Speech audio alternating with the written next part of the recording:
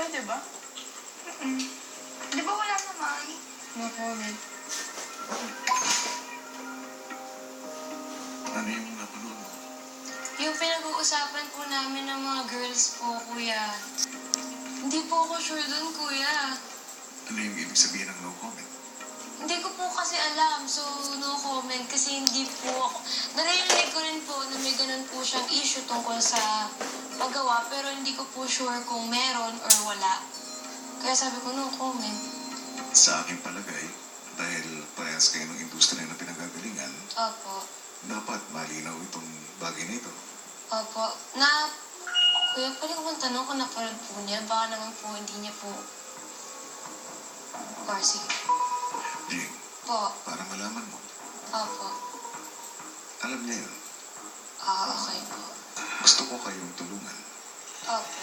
na maayos ang gusto. Kung meron man, Okay po. meron kayong responsibilidad sa isa't isa. Yes po, kuya. Lalo pat kaibigan mo siya. Opo. Nandito ako para tulungan kayo. Hey! Bukad. Nahiya ako sa kanila. Girls, Po? pinatawag ko kayo rito para makapag-usap personal kung tungkol saan si Jing nagkwento. Ayun, kasi, I don't know kung napanood mo or narinig mo, pero may napag-usapan kami ng mga girls before sa bedroom. Tapos, may nag-open up about the topic na tungkol sa'yo. Okay? Parang sabi na, tinatanong nila if nagpagawa ka daw, ganyan, ba't ka daw blooming, ganyan. Okay. Tapos, sabi ko, no comment.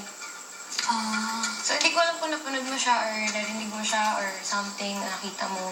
So, yun lang. Baka lang kasi narinig mo nga ganyan tapos isipin mo na sinabi ko yun in a bad way. Kasi, Tapos ano sabi nila? hindi ko na maalala eh. So, kanina yan paggawa ako? Nila? Oh my gosh. Hindi, parang narinig lang din nila.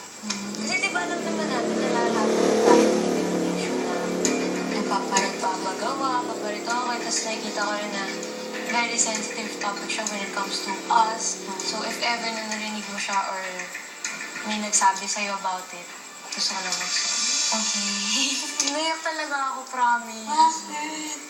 Wala na. Oo, huwag ka umiyak.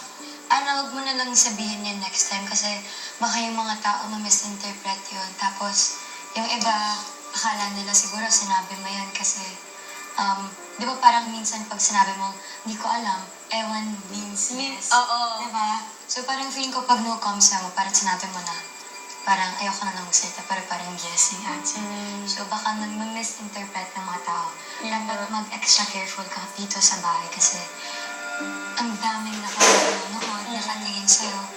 Dapat careful ko. Kasi parang since sumali dito, i-open mo yung mga tao na ma-judge ka nila eh. Diba? Pero at least, na-clear na now. Basta yun, sana wala namang nangyari. I mean, sa atin. Yeah, it's okay. Sorry. It's okay. Sobrang naiyak ako. Okay lang. Oh, next time na lang. Pag tinanong ka nila, huwag mo na lang sagutin. Or sabihin mo hindi. Hindi naman talaga. Yun nga. Parang pinapress ko sa kanila yung mukha. Dahil kanina gawin ka. Guys! Kasi para maging blooming. Pinatutuwa ko na nalinaw ninyo ang mga bagay-bagay sa pagitan ninyong dalawa bilang kasama sa industriya at bilang magkaibigan. Mahalaga na aasahan ninyo ang isa't isa sa mga pagkakataon na sinusubok ng inyong pagkakaibigan. In the end, ay alam ninyo na mayroon kayong maaasahan at mayroong sumusuporta sa inyo. Naway sa paglabas nyo ng aking bahay ay manatili ang inyong pagkakaibigan. Bata pa kayo, kayong dalawa. Malayo pa ang tatakbuhin ng mga kariri ninyo. Kaya't pahalagan nyo ang inyong mga pagkakaibigan. Opo, kuya. Ako. Ako, Big Brother, may request po ako.